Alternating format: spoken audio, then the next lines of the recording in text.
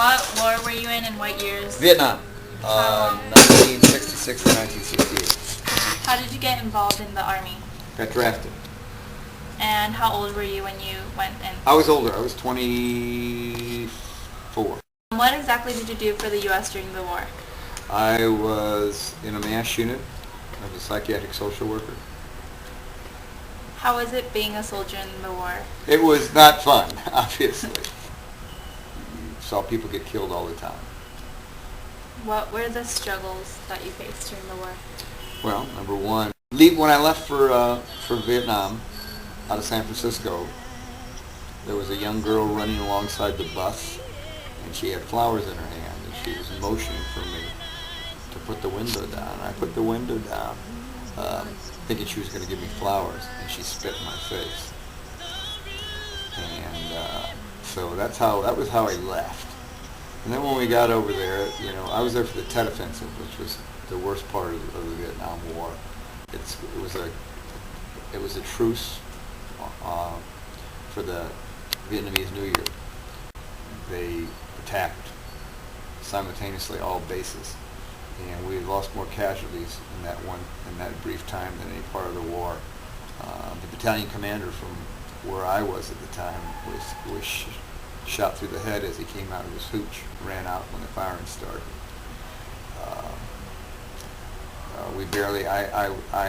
At that time I was in a little village called Vinh Long, and we actually escaped with Navy PBRs, the boats that John Kerry drove.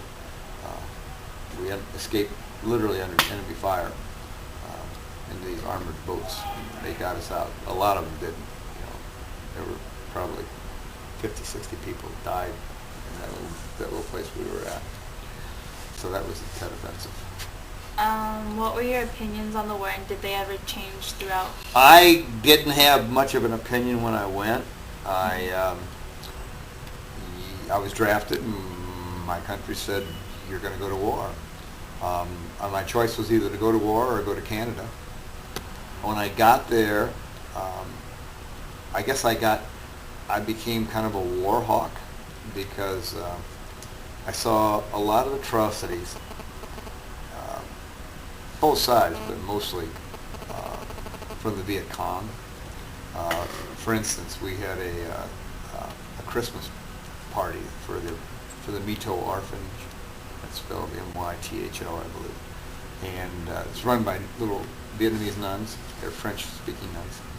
And we had a party for them on the base, and we were taking them back on a deuce and a half, which is a 2.5-ton truck with benches in it and canvas over it. On the way back, they hit a command detonated mine, which means somebody sat there and touched 2 wires ago in this truck, and they blew it up and killed 2 of the nuns and probably 20 or 30 of the orphans because they were here visiting us. And what did you think of the outcome of the war? What a crying shame it was. The fact that and the hundreds of thousands that died for what? For no reason, because nothing changed from the time we left. The North Vietnamese occupied the whole thing, and we got our butts kicked. There were things, and when we came back after that, we were treated like lepers.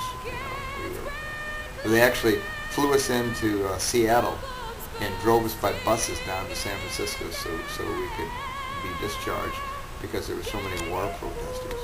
There were so many Vietnam veterans that ended up in psychiatric wars and killing themselves or killing other people and committing crimes because they were all screwed up. We were treated like criminals. So that screwed up a whole generation of young guys. What did you expect before you went to war? Like, how did you think it was going to turn out to be like? I hoped I wouldn't die. When I got there, I was very cautious about everything and very fearful that I was going to get killed. Surprisingly enough, the people who got killed quicker were either the ones who were there right at the beginning when they would get into the country, they would get killed, or when they became short timers, when they became they only had a few days or weeks to serve, they would get careless. They would worry so much that they would become careless, and then they would get killed.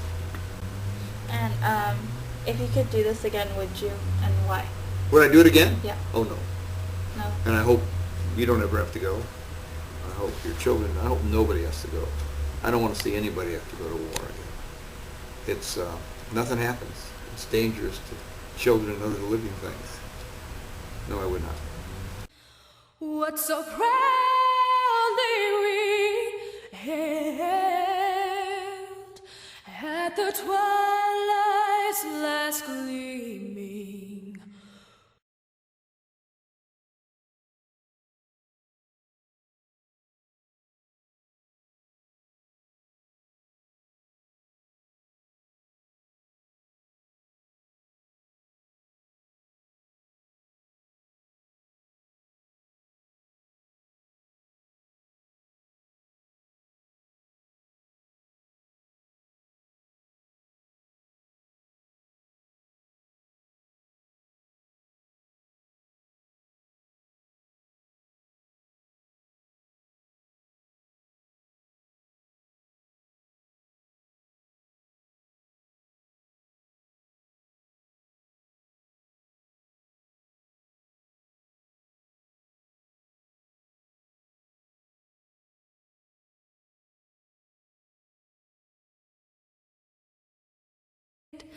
That our flag was still there.